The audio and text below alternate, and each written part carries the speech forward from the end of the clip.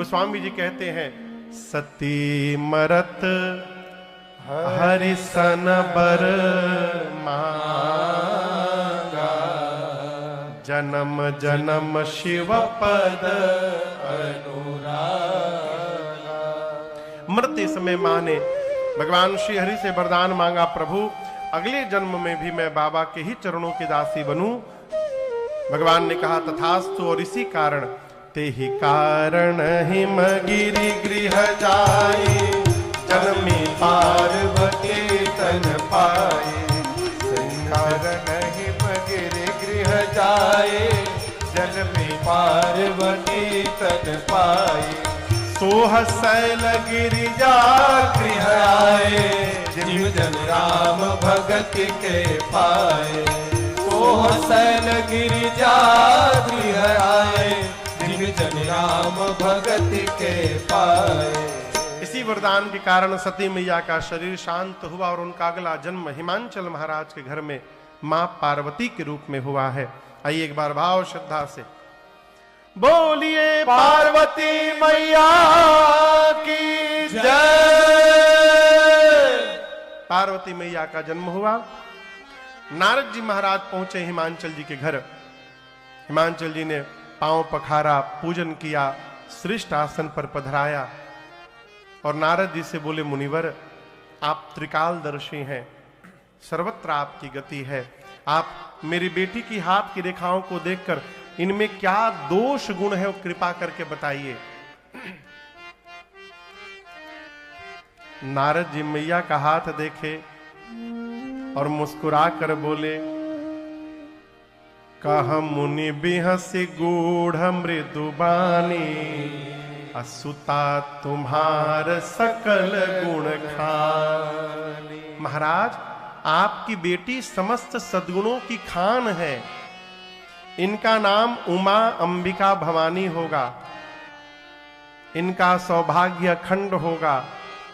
संसार की देवियां आपकी बेटी के नाम का स्मरण करके जीवन में पातिव्रत धर्म का पालन करेंगी।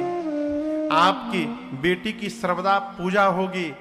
आपकी बेटी के कारण आपको यश की प्राप्ति होगी। महाराज नारद जी सब बताए। हिमांचल जी बोले, हम तो दोष पूछे थे पहले, कहु सुता के दोष गुण। नारद जी बोले, होगा तब ना बतावेंगे। बेटी में तो नहीं है महाराज, लेकिन इनके जो पति होने वाले हैं ना, उनमें थोड़ा थोड़ा दिखाई दे रहा है। कहिए तो उनका बता दे। हिमांचल जी बोले, बताइए। नारद जी बोले, नोट करते जाइए। सबसे पहले अगुण अमान मातु पितु ही। नारद जी बोले, आपके बेटी का पति अगुण होगा। क्या होगा? बोला करिए। अगुण, अगुण मने, हाँ यही ठीक, यही हिमांचल जी भी यही समझे, कोई गुण ना हो। बात वो नहीं होती जो कही जाती है, बात वो होती है जो सुन के समझ ली जाती है। कहने वाला अपनी चेतना से कहता है और सुनने वाला अपनी चेतना से उसका अर्थ निकालता है। पिताजी नहा रहे थे बाथरूम में। छोटा बेटा 8 साल का बाथरूम का दरवाजा सरकार खटखटाया। कहा, पिताजी अंकल आए हैं। बाबूजी बाथरूम के भीतर से बोले, रोको मत जाने दो। बेटा का सुन लिया, रोको मत, let him go. Narad ji बोले, आपकी बेटी का पति अगुण होगा। नारद जी कहना चाहते हैं, अगुण यानी सत रज तम तीनों गुणों से परे होगा, त्रिगुणातीत होगा। हिमांचल समझ गए अगुण यानी उसमें कोई गुण नहीं होगा। नारद जी बोले, अमान होगा। अमान यानी मान सम्मान से परे। बाबा एकदम आनंद में रहते हैं। देखिए, बाबा की पूजा जितनी सरल है उतनी सरल किसी देवता की पूजा नहीं।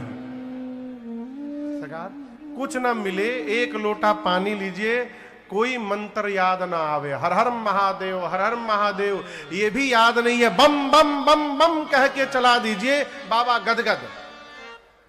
मान सम्मान से परे अमान होगा। हिमांचल समझ गए, अमान मने उसका कोई सम्मान नहीं करेगा। नारद जी बोले मातु पितु हीना, उनके माता पिता नहीं है। हिमांचल जी पूछे मर गए क्या? बोले मर गए नहीं, थे ही नहीं, प्रारंभ से ही नहीं थे। उदासीन होगा, संशय रहित होगा। हिमांचल जी सर पकड़ के बैठ गए। बोले क्या बोल रहे हैं आप? नारद जी बोले असली तो अभी बोला ही नहीं हूं। बोले असली मतलब और भी बचा है क्या? बोले और असली अभी बाकी है। बोले वो क्या है? नारद जी बोले जोगी जटिल अकाम मन नागन अभंग करवे, अस स्वामी यही कहा मिली परे अस असे। नारद जी बोले आपके बेटी का पति जोगी होगा। जोगी समझ रहे हैं ना? आप समझिए, आप अपने लड़की के लिए लड़का देखने गए किसी के घर में, लड़के घर में आप बेटा देखने गए, लड़का देखने गए, बाहर चाय पी रहे हैं और तब तक लड़का जोगी का वेश बना के सारंगी लिए बजाते हुए निकले। आप विवाह का बात करिएगा कि भागिएगा वहां से। नारद जी बोले आपके बेटी का पति जोगी है, उसकी विशाल जटाएं हैं। हिमांचल जी बोले अरे बाप रे बाप। नारद जी बोले असली अभी नहीं बताया हूं। हिमांचल जी बोले इसके बाद का बचा है? नारद जी बोले नंगा रहता है, कुछ नहीं पहनता, नगाना अमंगल वेश बनाकर घूमता है। और ये सब मैं अपने मन से नहीं बोल रहा हूं, आपकी बेटी की हाथ की रेखाएं ऐसा बता रही है। हिमांचल जी नारद जी को थोड़ी किनारे ले गए और जाकर बोले कोई उपाय है?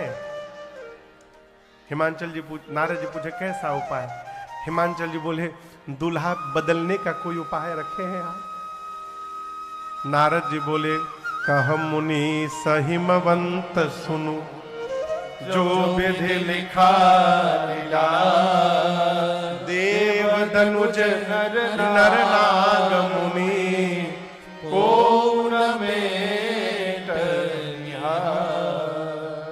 मेरे पिता ब्रह्मा जी ने आपकी बेटी की ललाट पर जो रेखाएं खींच दी हैं, न कोई देवता, न कोई दैत्य, न कोई नर, न कोई नाग, न कोई मुनि, इस ब्रह्मांड में उसको कोई मिटाने वाला नहीं है। लेकिन एक बात कहें हिमांचल जी, जे जे बर के दोष बखाने, ते सब शिव पहि मैं अनुमान। मैंने जो जो लक्षण वर के बताए हैं, ये सारे के सारे लक्षण केवल और केवल शंकर जी में विद्यमान है। और हिमांचल जी, यदि आपकी बेटी का विवाह भगवान शिव से हो गया तो आपकी बिटिया का कल्याण हो जाएगा। हिमांचल जी पूछे ये संभव कैसे होगा? नारद जी बोले यही बताने के लिए यहां पर आया हूं। जो तप करे कुमारी तुम्हारी, जो तप करे कुमारी तुम्हारी, फिर भावी हूं मेटे सकहीं त्रिपुरारी, भावी हूं मेटे सकहीं त्रिपुरारी। यद्यपि बर अनेक जग माही, यद्यपि बर अनेक जग माही, परंतु एही कहाँ शिव तजे दूसर नाही, एही कहाँ शिव तजे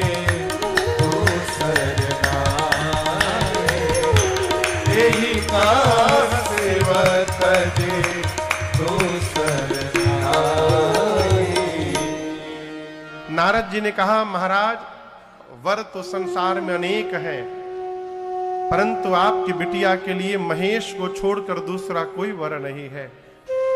यद्यपि भगवान शंकर दुराराध्य पे अहि महेशु है, लेकिन मैं कहता हूं आपकी बिटिया यदि तप करेंगी तो भगवान शंकर अवश्य प्राप्त होंगे। अगले दिन प्रातः काल मां पार्वती अपने माता पिता को प्रणाम करके छोटी सी अवस्था में वन में जाकर मां ने इतना कठोर तप किया है। आकाशवाणी हुई, अस तप काहु न कीन भवानी, भय अनेक धीर मुनि ज्ञानी। हे भवानी, यहां पर दर्शन करिए। अभी पार्वती जी भवानी नहीं हुई है सरकार, अभी वो पार्वती है, शैलजा है, उमा है, भवानी नहीं है। भवानी कब होंगी? जब भव यानी भगवान शिव की अर्धांगिनी बनेंगी तब भवानी होंगी। लेकिन यहां आकाशवाणी ने क्या कहा? असतप काहु न कीन्हा भवानी।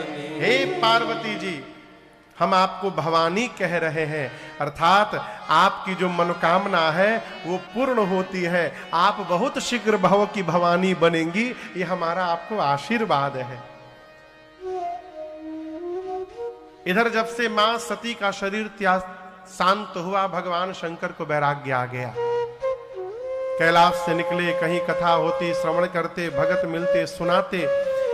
शंकर जी के नियम प्रेम को देखकर एक दिन राम जी प्रकट हो गए। प्रगटे राम कृतज्ञ कृपाला। और दर्शन करिए, राम जी ने प्रकट होकर पार्वती मैया के जन्म की कथा विस्तार पूर्वक शंकर जी को सुनाई। किसने सुनाई? राम जी ने। जब राम जी पार्वती जी की कथा सुना रहे थे तब शंकर जी मन ही मन सोच रहे हैं, धन्य है प्रभु आप, जिन पार्वती ने पिछले जन्म में आपकी कथा नहीं सुनी, उन्हीं पार्वती की कथा आप इतने प्रेम से सुना रहे हैं।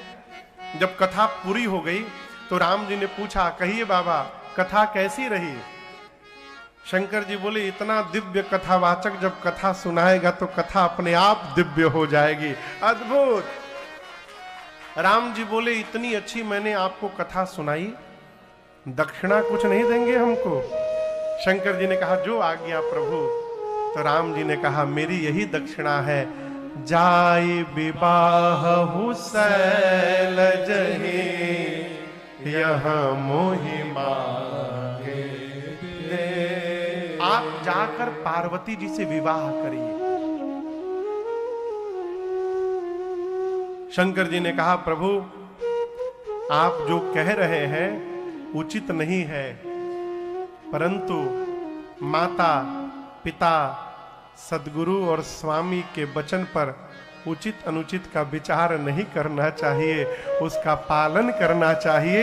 इसलिए हे नाथ, आज्ञा सिर पर नाथ तुम्हारी, आपकी आज्ञा सिरोधारी है। राम जी अंतर ध्यान होकर गए। शंकर जी ने मन में विचार किया कि इन पार्वती ने पिछले जन्म मेरे भगवान की परीक्षा ली थी, अब इस जन्म में जब तक मैं इनकी परीक्षा नहीं लूंगा मैं विवाह नहीं करूंगा। तो शंकर जी ने सप्तऋषियों को बुलाकर पार्वती जी की निष्ठा का परीक्षण करने के लिए भेजा। और यहां दर्शन करिए, क्रम से मुनि पहुंचे तो मां से पूछते हैं, कहिए किस लिए आप तपस्या कर रही हैं भवानी जी? केही अबराधौ का तुम चाहू, हम सन सत्य मरम किन कहू, सत्य सत्य बताइए। मां ने कहा, देखिए ना, मैं असंभव को संभव करना चाहती हूं, पानी के ऊपर दीवाल खड़ा करना चाहती हूं। मुनि पूछे, कैसे? पार्वती जी बोली, मैं अपने गुरुदेव नारद जी की बात मान करके शंकर जी को पति के रूप में प्राप्त करना चाहती हूं।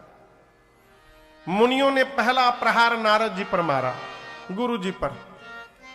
बोले, क्या बोली? नारद जी की बात मानकर आप घर बसाना चाहती हैं? आपको पता ही नहीं, नारद जी की बात जिसने मानी उसका घर बसा नहीं, घर उजड़ गया। और आप उनकी बात मानकर शंकर जी को पति के रूप में चाहती हैं। नारद जी की बुराई किया मुनियों ने, मैया कुछ नहीं बोली। अब मुनि लोग पार्वती जी के पिताजी पर प्रहार किए। आपका दोष नहीं है, आपके पिता हिमालय जड़ बुद्धि के हैं ना, आपकी बुद्धि भी जड़वत हो गई है। मैया इस पर भी नहीं बोली। मुनियों ने भगवान शंकर को लपेटा, कहा अरे किसको आप चाहती हैं? भीख मांगी भव खाए। आप जिसको पति के रूप में चाहती हैं वो भिक्षा मांग के भोजन करते हैं। जो स्वयं भीख मांग के खाता है आपका पेट क्या भरेगा? मैया इस पर भी मुख नहीं खोली। मुनियों ने अब विकल्प ला कर दिया, हम आपके लिए बहुत सुंदर एक रिश्ता लेकर आए हैं, उनमें कोई दोष नहीं है। दूषण रहित सकल गुण राशि श्रीपतिपुर बैकुंठ निवास। कहिए बैकुंठाधिपति भगवान श्री हरि से आपका विवाह करा दे, उनमें कोई दोष नहीं है। अब मां ने अपना मुख खोला। मां बोली देखिए, आप लोग कह रहे हैं कि गुरुजी मेरे नारद जी की बात मानूंगी तो मेरा घर उजड़ जाएगा। आप लोग बोले हैं, अब मैं बोल रही हूं, मेरा घर उजड़े चाहे बसे, मैं अपने गुरु जी की आज्ञा की अवहेलना करने वाली नहीं हूं। गुरु आज्ञा का त्याग नहीं कर सकती। और दूसरी बात, शंकर जी में महादेव अवगुण भवन, मानती हूं विष्णु सकल गुण धाम, लेकिन हम एक बात कहें, लगन इनसे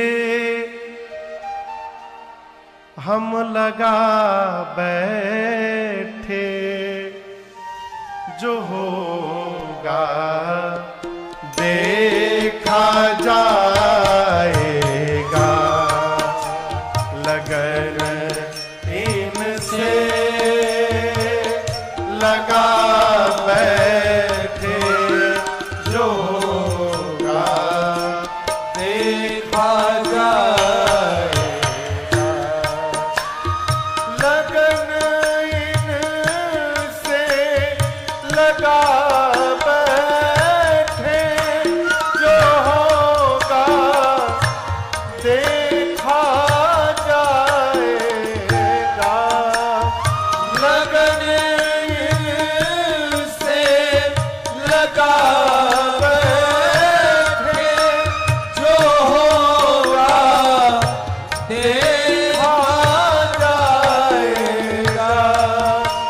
जो होगा देखा जाएगा। इन्हें अपना, इन्हें अपना, इन्हें अपना बना बैठे, जो होगा देखा जाएगा। इन्हें अपना बना बैठे, जो होगा देखा जाएगा।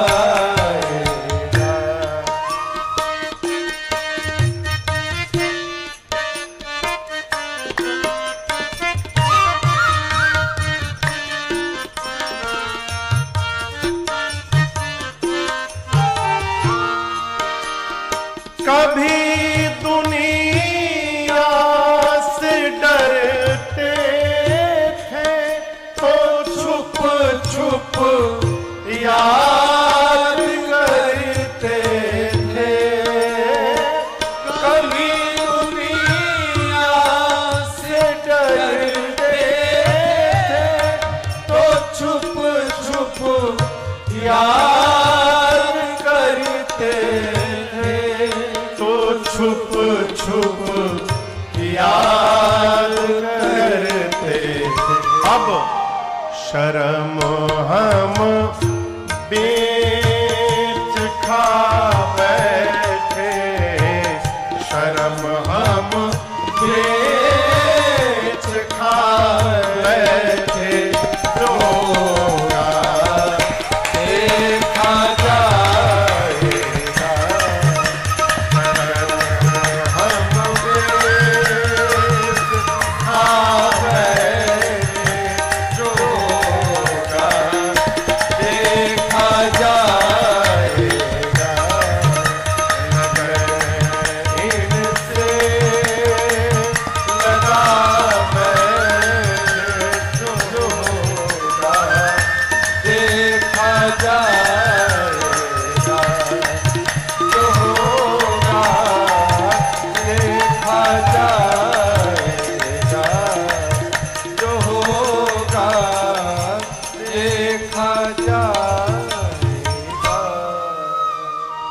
क्या कहा मैया ने?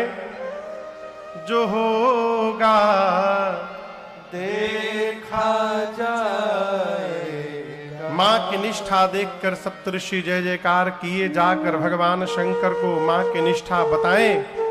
बाबा इतने आनंद में आए कि फिर समाधि में चले गए। पिछली बार गए थे तो कितने दिन बाद लौटे थे? फिर गए।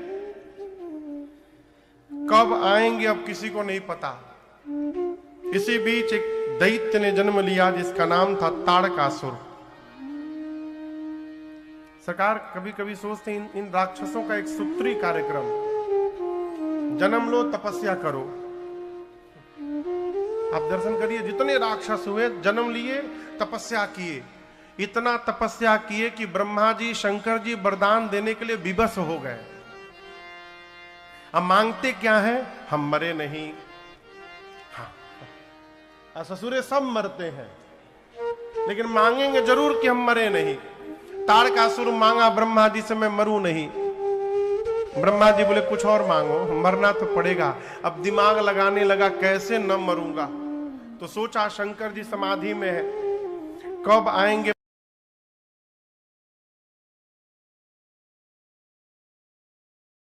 वरदान मांगा, भगवान शंकर के तेज से जो संतति जन्म ले उसी के हाथों मेरी मृत्यु हो। ब्रह्मा जी बोले तथास्तु। वरदान पाया, लगा देवताओं पर त्रास करने। इंद्र बोले कौन सा वरदान दे दिया आपने, मरी नहीं रहा है ये। ब्रह्मा जी बोले ऐसे नहीं मरेगा, ऐसा ऐसा वरदान मांगा है। इंद्र बोले फिर तो मर भया। ब्रह्मा जी बोले पक्का मरेगा। कन्या तैयार है विवाह के लिए, आप लोग केवल दूल्हे को समाधि से बाहर ले आइए। इंद्र हाथ जोड़कर ब्रह्मा जी से बोले ब्रह्मा जी ये ताड़कासुर तो बाद में मारेगा, जो उनको समाधि से बाहर जगाने जाएगा वो पहले मार डालेंगे उसको। ब्रह्मा जी बोले आप लोग न जाइए, कामदेव को विदा करिए। कामदेव आए, पूरी बात सुने। कामदेव ये जान गए हैं कि शिव विरोध का अर्थ है मृत्यु को निमंत्रण देना, परंतु मन में सोचने लगे देव कार्य में यदि प्राण भी चला जाएगा तो संतत संत प्रशंसहिते, उस जीव की सतत प्रशंसा होगी। ऐसा जानकर ब्रह्मलोक से और कैलाश पहुंचने में कामदेव को 2 दंड का समय लगा, 48 मिनट।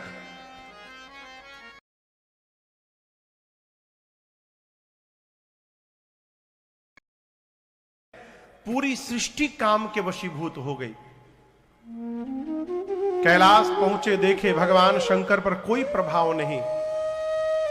क्रोध में आए, एक आम के वृक्ष पर पत्तों के पीछे छिपकर धनुष पर 5 बाण रखकर खींचकर जैसे बाबा के हृदय में उतारा, और जैसे बाण लगा भगवान शंकर का नेत्र खुल गया। बाबा लगे देखने किसने मारा, दाएं बाएं सामने नीचे देखे, तब तक ऊपर सौरव पल्लव मदन बिलोका भयउ कोपकंपेउ त्रैलोका। जैसे कामदेव पर दृष्टि गई, बाबा का शरीर क्रोध से कांपने लगा और उसी क्षण बाबा का तीसरा नेत्र खुला। तापसीवती सर नयन उघारा, चितवत काम भयउ करि छारा। चितवत काम भयउ करि छारा। चितवत काम भयउ करि छारा। जैसे बाबा का तीसरा नेत्र खुला, उसी क्षण कामदेव वहीं पर जरी के भस्म हो गए। हाहाकार मच गया, डर पे सुर भय असुर सुखारी। कामदेव की पत्नी रति रोते रोते भगवान शंकर के सन्मुख आई। बाबा को दया आ गई, बोले रो मत रति, अब ते रति तव नाथ कर होए नाम अनंत। मैं कहता हूं बिनु बपु व्यापी सब ही पुनि, सुनिय मिलन प्रसन्न। बाबा ने कहा, रति आज के बाद आपके पति का नाम अनंग होगा। क्या होगा? अनंग यानी बिना अंग के, वो सब में व्याप्त होंगे। रति ने पूछा, मुझे कब मिलेंगे? बाबा बोले, जब जदुवंश कृष्ण अवतारा, जब जदुवंश कृष्ण अवतारा, होई हरण महा महिभारा, होई हरण महिभारा, कृष्ण तनय होई पति तोरा, कृष्ण तनय होई पति तोरा, वचन अन्यथा होई न मोरा, वचन अन्यथा होई न मोरा, वचन अन्यथा होई न मोरा, वचन अन्यथा होई न मोरा। बाबा ने कहा, रति द्वापर में जब परमात्मा श्री कृष्ण धरती के भार का हरण करने के लिए अवतार लेंगे, तब भगवान कृष्ण के पुत्र आपको पति के रूप में प्राप्त होंगे। रति प्रणाम करके गई। रति के जाने के बाद सारा देव समाज कैलाश दौड़ा। ब्रह्मा जी, इंद्रादिक देवता, विष्णु भगवान सब लोग आए और आपको बताऊं दूर से ही जय जयकार कर रहे हैं। एक देवता ने कहा, बोलिए विश्वनाथ भगवान की जय, बोलिए बल्केश्वर महादेव की जय, बोलिए भूतनाथ भगवान की जय। गोस्वामी जी कहते सभी देवता अलग अलग, पृथक पृथक तिनकी न प्रशंसा। ब्रह्मा जी बोले, अलग अलग बोलने से काम नहीं चलेगा, एक साथ बोलते हैं। अब पूरा देवता देव समाज एक स्वर में, शंकर तेरी जटा में, बाबा तेरी जटा में बहती है गंगधारा, शंकर तेरी जटा में बहती है गंगधारा, शंकर तेरी जटा में, शंकर तेरी जटा में बहती है गंगधारा, शंकर तेरी जटा में बहती है गंगधारा। कैसे? काले घटा के अंदर, काले घटा के अंदर, जिम्मेदामिनी उजारा, काले घटा के अंदर, जिम्मेदामिनी उजारा, शंकर तेरी जटा।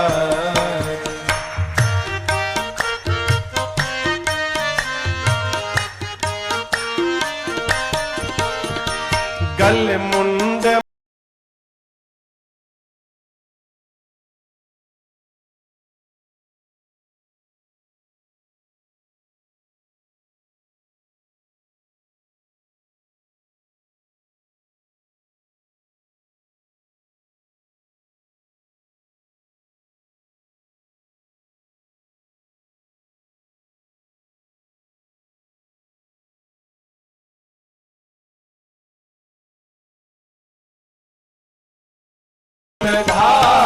प्रेम बसन धारी, शिवनाम तारे, प्राणंद ना बिसारे, भव सिंधु पार तारा, परमानंद ना बिसारे। बहती है गंगधार। पूछ रहे हैं, बताओ क्यों आए हो? इंद्र बोले, हम नहीं बोलेंगे, डर लग रहा है। बोले क्यों? मार देंगे तो क्या होगा? ब्रह्मा जी बोले अभी अमर बोले हैं आप लोगों को, अपने मुख से अमर बोले हैं, कैसे मार देंगे? इंद्र बोले अभी अभी जिनको जला के भस्म किया है वो भी अमर थे। गए। हम नहीं कहेंगे, आप ही कहिए, आप भय का दर्शन करिए। ब्रह्मा जी भी डरे हैं। कह विधि तुम प्रभु अंतर्यामी। ब्रह्मा जी बोले प्रभु आप तो अंतर्यामी हैं, सब जानते हैं। शंकर जी बोले कहिए कहिए क्या कारण है? ब्रह्मा जी बोले प्रभु ये जितने देवता हैं सब आपके विवाह का दर्शन करने के लिए उत्साह में उतर रहे हैं। ये सब आपका विवाह दर्शन करना चाहते हैं। आप राम जी को वचन दिए हैं आप विवाह करेंगे। शंकर जी सब जानते हैं कि किसी भी देवता को मेरे विवाह से कोई लेना देना नहीं। बाबा ठीक से जानते हैं कि इसलिए विवाह कराने आए हैं कि विवाह के बाद जो पुत्र होगा वही मारेगा ताड़कासुर को। शंकर जी मुस्कुराए, अनुमति दिए, देवता पुष्प की वर्षा करने लगे। ब्रह्मा जी ने सप्तऋषियों को भेजा है हिमांचल जी के नगर, वहां से सप्तऋषि मुहूर्त लेकर आए और ब्रह्मा जी ने सभी देवताओं को मुहूर्त बांच कर सुनाया। शिवरात्रि का दिन नहीं, वैशाख महीना शुक्ल पक्ष पंचमी तिथि दिन गुरुवार का पुराण भगवान कहते हैं। और आज दिन कौन सा है? आज गुरुवार का दिन भी है। ब्रह्मा जी ने सभी देवताओं को मुहूर्त सुनाया, कहा अमुक तिथि को सभी देवता बराती बनके, कितने बजे से बारात निकलेगी महंत जी? 4 बजे। ठीक है, 4 बजे सभी देवता बराती बनके कैलाश पहुंच जाएंगे। लेकिन एक विशेष नोट ब्रह्मा जी सुनाए। ब्रह्मा जी बोले दूल्हे की ओर से किसी भी गाड़ी की बुकिंग नहीं भई है, इसलिए सभी बराती अपने निजी वाहनों द्वारा आएंगे। खुद दूल्हे के वाहन की व्यवस्था नहीं है तो आपकी व्यवस्था क्या करेंगे? वो अपने अपने वाहन पर बैठकर सभी देवता बराती बनकर 4 बजे कैलाश पहुंचेंगे। देवता जय जयकार करके गए।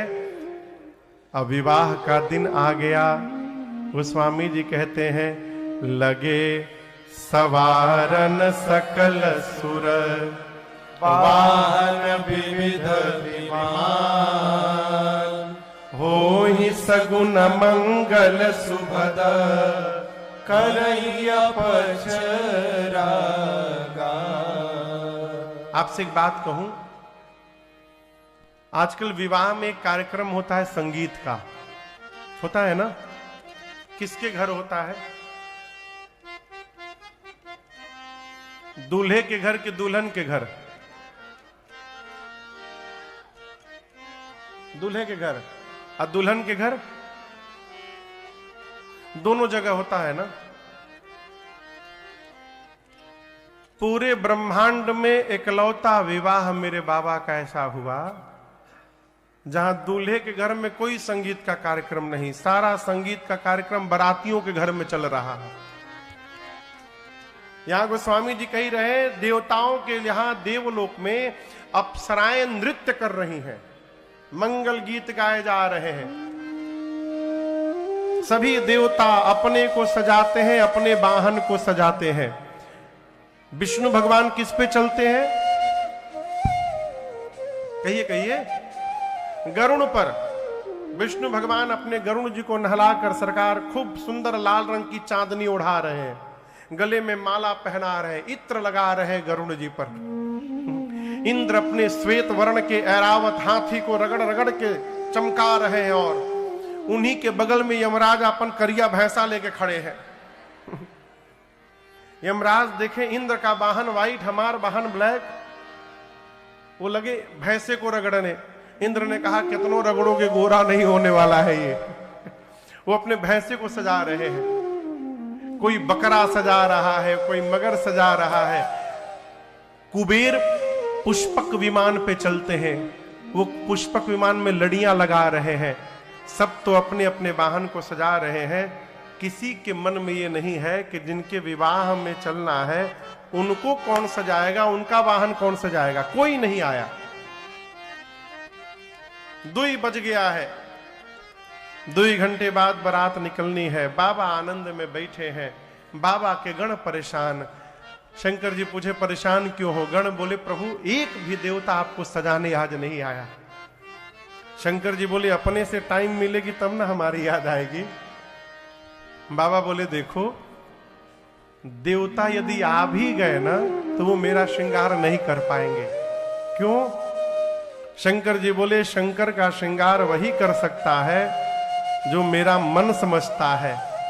अब मेरे मन को, मेरे गणों को छोड़कर दूसरा कौन समझता है? इसलिए आप जितना श्रृंगार करेंगे सुंदर उतना कोई नहीं करेगा। आप सजाइए। अच्छा आप बताइए यदि गणों की जगह आप होते तो ये सुनकर कैसा लगता आपको?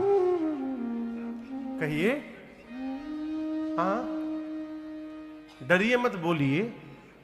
यदि आप शंकर जी के गण रहते, शंकर जी आपको कहते आप सजाओ, आपको कैसा लगता? नाचने लगते ना। लेकिन बाबा के गण डिप्रेशन में चले गए। क्यों? हाँ सही में। क्यों? जैसे बाबा रहते वैसे बाबा के गण, जो आज तक कभी अपना मेकअप नहीं किए हो, पहली बार उनको टेंडर मिला, वो भी दूल्हे का डायरेक्ट मिल गया सरकार।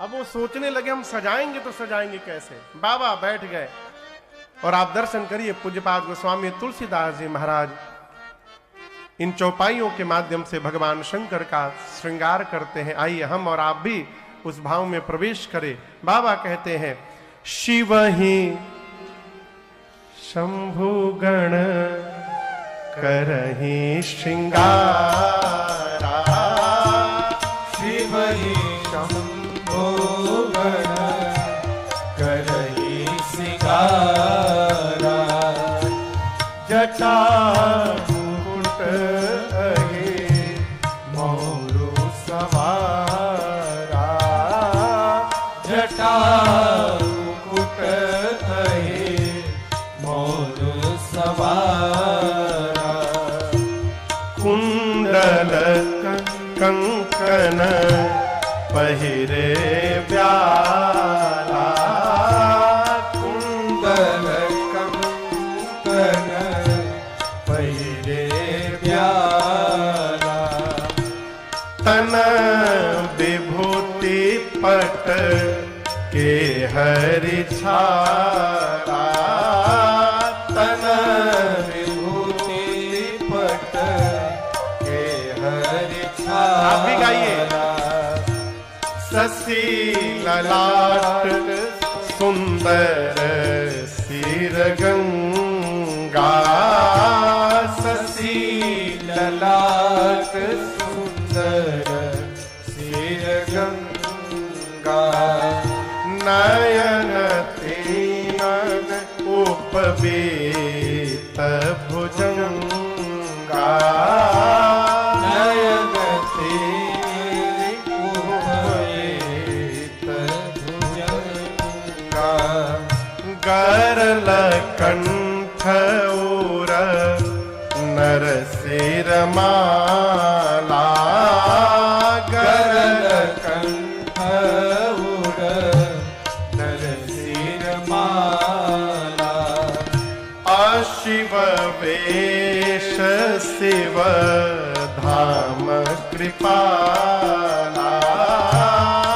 शिव वेश शिव बाबा चले बसह चढ़े बाजहि बाजा, चले बसह चढ़े बाजहि बाजा, चले बसह चढ़े बाजहि बाजा।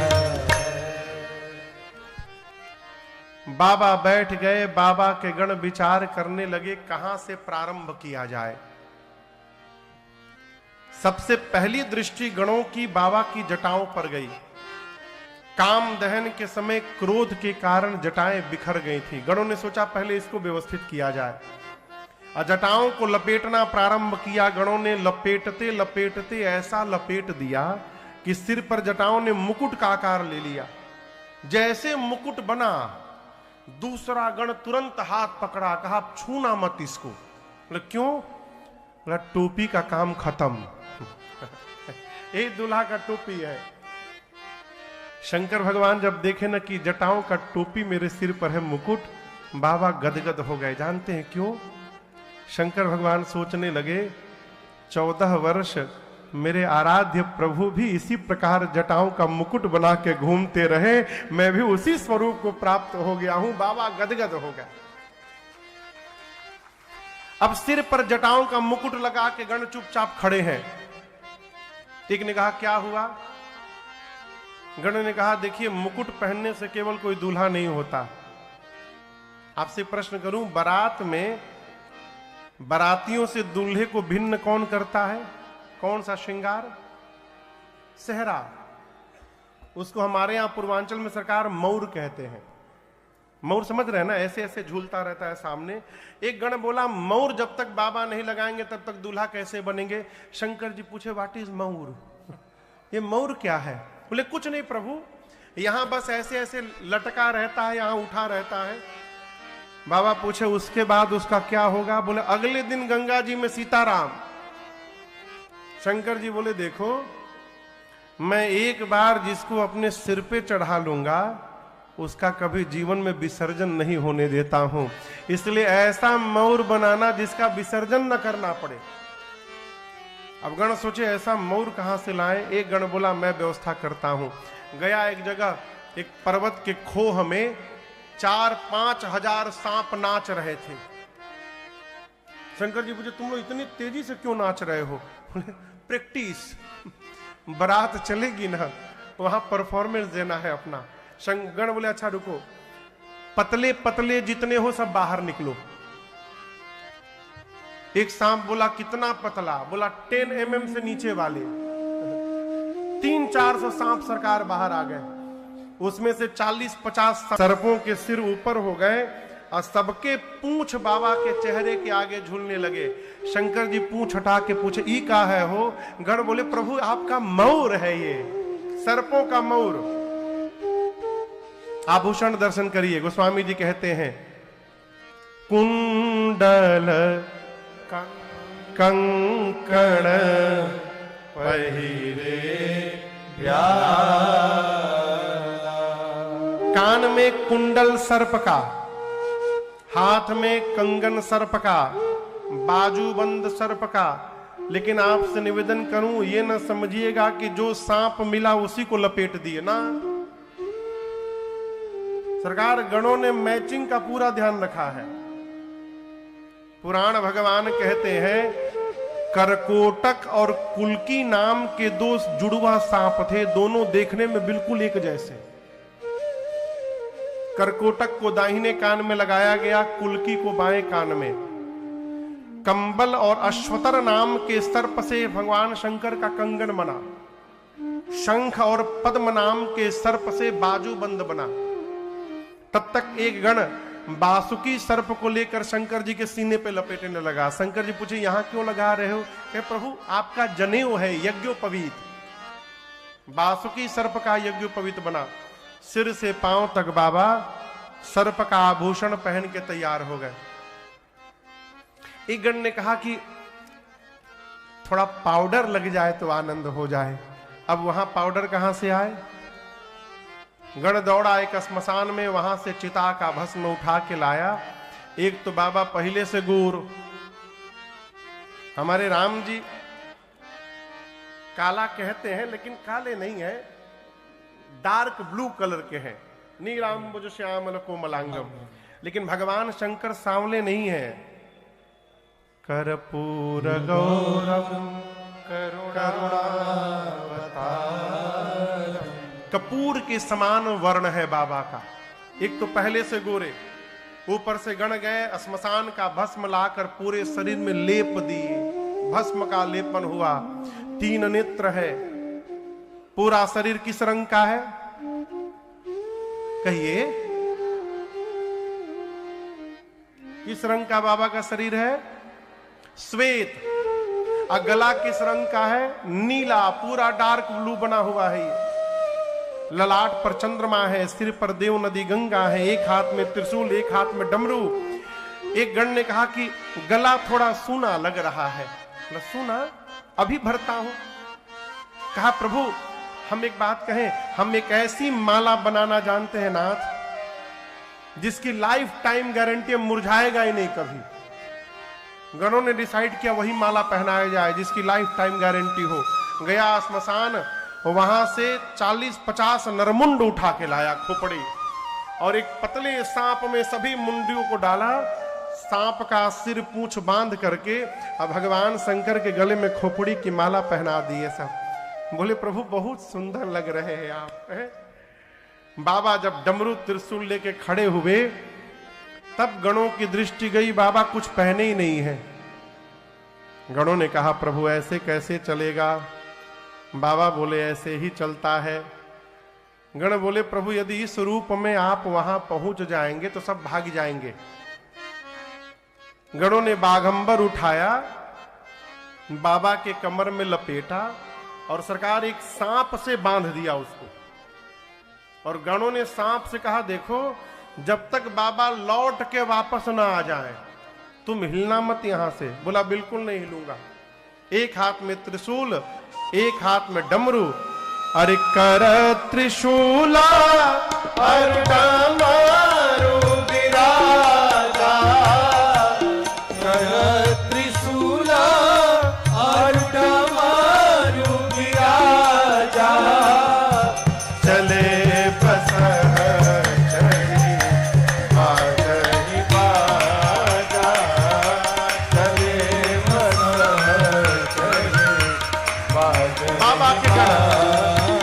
बम बम बम बोलो बम बम बम बोलो बम बम बम बम बोलो बम बम बम बोलो बम बम बम बोलो बम बम बम बोलो बम बम बम बोलो बम बम हर बम बम बम हर बम बम बम हर बम बम बम हर बम बम बम हर बम बम बम हर बम बम बम हर बम बम बम हर बम बम बम। ओम नमः शिवाय, ओम नमः शिवाय, ओम नमः शिवाय, ओम नमः शिवाय, ओम नमः शिवाय, ओम नमः शिवाय, ओम नमः शिवाय, ओम नमः शिवाय, ओम नमः शिवाय, ओम नमः शिवाय। सरकार बाबा की सवारी नंदी और बाबा के 2-3 ठे गण, ये चारों लोग बाबा नंदी पर बैठ गए। नृत्य होने लगा, प्रतीक्षा। गण इसलिए प्रसन्न है कि हम इतना सुंदर सजा दिए। अब बाबा इसलिए देखिए आपन लड़का ना कैसनो भोजन बनाओ थे तो लगत है अमृत बना हुआ है। बाबा इसलिए आनंद है कि मेरे बच्चे मुझे इतना सुंदर सजा दिए हैं, सब नाच रहे हैं। कितने बजे बारात निकलनी है? 4 बजे। अब प्रतीक्षा होने लगी कि बाराती आवे तो चला जाए। और सरकार ठीक 4 बजे सारे देवता अपनी अपनी देवियों के साथ कैलाश पहुंचे। बाराती आ गए, जितनी देवियां थी सभी देवियां एक साथ जमा हो गई एक जगह। क्यों? माताओं को दूल्हा देखने में बड़ा आनंद आता है। किसी का भी दूल्हा जा रहा हो, सभी देवियां एक साथ खड़ी हो गई। दुल्हा सरकार को ढूंढने लगी, बाबा दिखाई न दे। बाबा का एक गण दिखाई पड़ा। देवियों ने कहा भाई साहब इधर आइए आप। गण गया, बोले क्या बात है? देवियां बोली नमस्ते। कहाँ है बाबा? गण ने कहा देखने का बहुत मन हो रहा है ना। देवी बोली हाँ। गण बोले आइए पीछे पीछे आइए। गण सभी देवियों को ले जाकर बाबा से थोड़ी दूरी पर खड़ा करके और कहा वो देखिए दुल्हा सरकार। वो स्वामी जी कहते सभी देवियां ऐसे देख रही थी।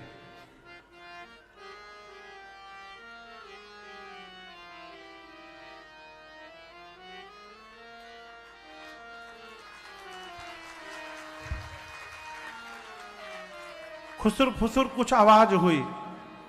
शंकर भगवान ने गणों से पूछा, ये आवाज कैसी हो रही है?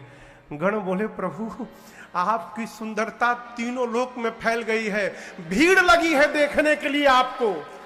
जैसे गण बोले, बाबा तुरंत बोले, एक बार चेहरा दिखा दूं क्या? गण तुरंत दिखाइए।